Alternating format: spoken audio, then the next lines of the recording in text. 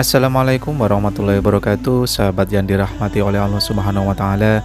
Nabi Isa banyak dijelaskan dalam ayat-ayat Al-Qur'an, mulai dari kelahirannya, diangkatnya beliau ke langit oleh Allah Subhanahu wa taala, dan kembalinya pada saat akhir zaman. Nabi Isa alaihissalam adalah salah satu utusan Allah yang diperintahkan untuk menyebarkan agamanya. Ia termasuk dalam 25 nabi yang wajib dipercayai menurut agama Islam.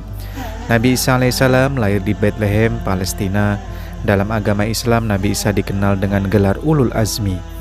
Berikut adalah kisah lengkap tentang Nabi Isa alaihissalam. Salah satu mukjizat yang Allah berikan kepada Nabi Isa alaihissalam adalah ia dilahirkan tanpa seorang sosok ayah.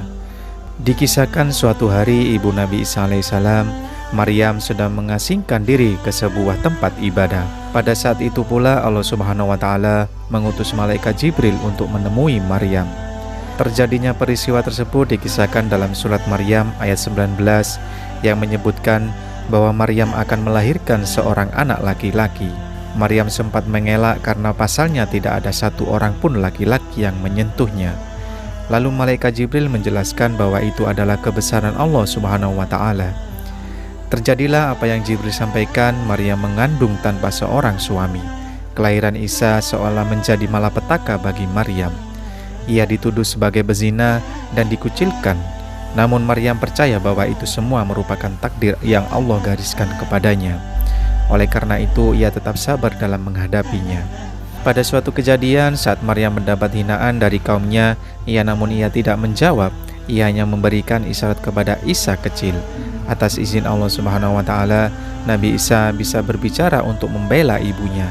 Kejadian ini diabadikan dalam surat Maryam ayat 30 yang artinya, "Sesungguhnya aku ini hamba Allah Subhanahu wa taala, Ia telah beri kepadaku kitab Injil, dan Ia telah menjadikan aku seorang nabi. Ia telah menjadikan aku orang yang berbakti di mana sejak aku berada. Dan Ia mewajibkan aku sembahyang dan membayar zakat selama aku hidup.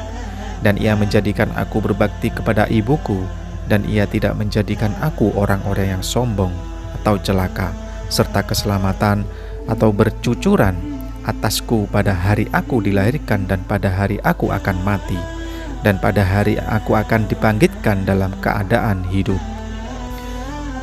Suatu saat ketika Nabi Isa alaihissalam sedang menyebarkan dakwah, ia mendapatkan tantangan dari Bani Israel berupa fitnah atas pencemaran ajaran Taurat. Hal tersebut membuat Nabi Isa alaihissalam dicari oleh Raja Pilatus untuk dieraikan hukuman pasung. Pengkhianatan dilakukan oleh salah satu pengikut Isa yang bernama Yahuza dengan memberitahukan tempat persembunyian Nabi Isa alaihissalam. Pada saat Nabi Isa alaihissalam tidak diberi hukuman, Allah selamatkan dia dengan menyerupakan Yahuza mirip dengan Nabi Isa alaihissalam. Seketika Yahuza ditangkap dan dihakimi pada saat itu juga. Kisah ini diabadikan pada surat An-Nisa ayat 157. Padahal mereka tidak membunuhnya dan tidak pula menyalibnya, tetapi yang mereka bunuh adalah orang-orang yang diserupakan dengan Nabi Isa alaihissalam. Sesungguhnya mereka yang berselisih pendapat tentang pembunuhan Isa selalu dalam keraguan-raguan tentang yang dibunuh itu. Mereka benar-benar tidak tahu siapa sebenarnya yang dibunuh itu, melainkan mengikuti prasangka belaka. Jadi mereka tidak yakin telah membunuhnya. Demikianlah kisah Nabi Isa alaihissalam beserta mukjizat yang diberikan oleh Allah Subhanahu wa taala. Semoga kita bisa memetik dan mengambil hikmah dari kisah Nabi Isa alaihissalam. Wassalamualaikum warahmatullahi wabarakatuh.